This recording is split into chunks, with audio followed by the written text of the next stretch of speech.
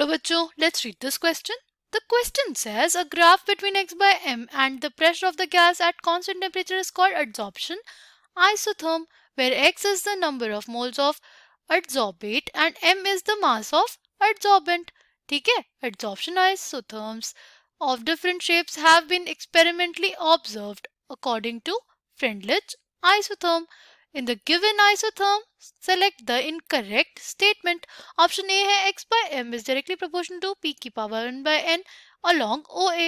Option B दिया हुआ है हमारे पास x by m is directly proportional to p की power 0 when point B is reached. Option C दिया x by m does not increase as rapidly with pressure along BC due to less surface area available for adsorption. Option D दिया है nature of isotherm is different for two gases for same adsorbent.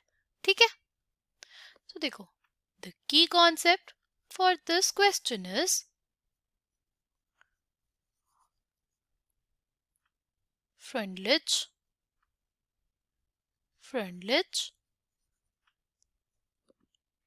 adsorption isotherm. अगर हम लोग बात करते हैं Freundlich adsorption isotherm की, तो बेसिकली ना हमारे पास वो एक्सप्लेन करता है relationship between extent of adsorption and pressure के बीच में. ठीक है, तो हमारे पास basically x by m is directly proportional to p raised to the power 1 by n. ये रिलेशन दिया था फ्रेंडलिच ने, where x is the moles of the adsorbate, m is the mass of adsorbent, p is the pressure, ठीक, and n is a constant. ठीक है, अगर हम लोग प्रोपोर्शनलिटी कांस्टेंट हटाएंगे तो हमारे पास क्या आ जाएगा, वो आ जाएगा x by m is equals to k p की पावर 1 by n. जो k और n है ना, these are basically constants और ये हमारे नेचर ऑफ एडसॉर्बेट और एडसॉर्बेंट पे डिपेंड करेंगे. ठीक है, इनिशियली जब हमारे पास प्रेशर कम होता है, जब हमारे पास क्या होगा, प्रेशर कम होगा तो हमारे पास जो n है ना, उसकी वैल्यू जो होती है वो हमारे पास आती है 1 के बराबर. ठीक है, यानी बेसिकली हमारे पास जो रिलेशन आता है कि x by m is directly proportional to p, या हम लोग इसको लिख सकते हैं x by m is equals to kp. ये हमारे पास अगर इसको प्लॉट करेंगे तो क्या आएगा, ये हमारे पास एक स्ट्रेट लाइन आनी चाहिए कि हमारे पास इनिशियली जब हमारे पास लो प्रेशर होता है तो हमारे पास x by m यानी एक्सटेंट ऑफ एडसॉर्प्शन और प्रेशर जो है वो एक दूसरे पे लीनियरली डिपेंड करते हैं.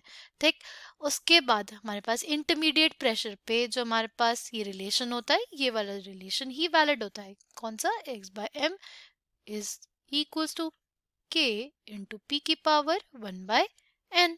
ठीक, नेक्स्ट अगर बात करते हैं हम लोग, नेक्स्ट है हमारे पास एट हाई प्रेशर.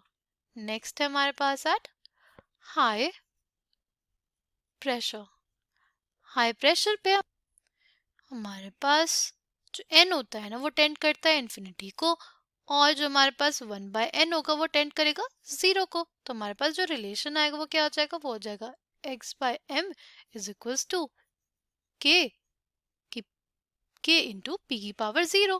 p की पावर 0, तो हमारे पास x by m किसके बराबर हो जाएगा, x by m हमारे पास एक कांस्टेंट क्वांटिटी आएगी.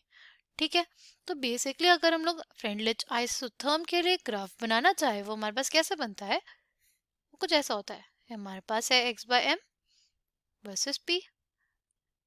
क्या होगा, इनिशियली हमारे पास कैसा रहेगा, एक डायरेक्ट रिलेशनशिप रहेगी हमारे पास x by m और p में.